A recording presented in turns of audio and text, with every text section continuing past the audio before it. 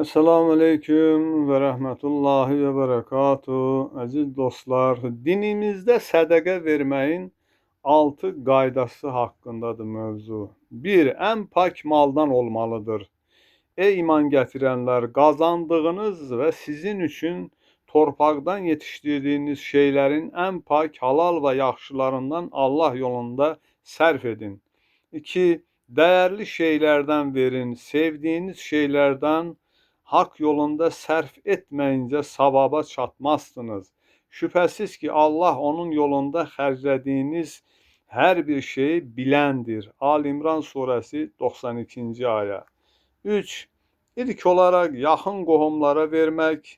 Peyğəmbərimiz əleyhissalam buyurub, insanın yaxın qohumları möhtac olduğu halda başqalarına sədəqə verməyə yeri yoxdur.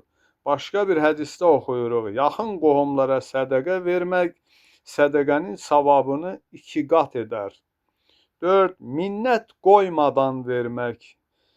Peyğəmbərimiz əleyhissalam buyurub, həqiqətən Allah Taala 6 sifəti mənə rəva bilmədi və onları övladlarımdan olan canişinlərimə və davamçıları üçün də rəva bilməmişdir. Sədəqə verəndən sonra minnət qoymaq onlardan biridir. 5. Yoxsul istəməzdən əvvəl ona sədəqə vermək. İmam Cəfər Sadiq buyurur, yaxşı əməl olan bəxşiş istəməkdən əvvəldir. Ancaq o şey ki, sual və xahiş edildikdən sonra verilər, sənin qarşında tökülən abrın mükafatıdır. 6. Yoxsulun özünə baxmamaq.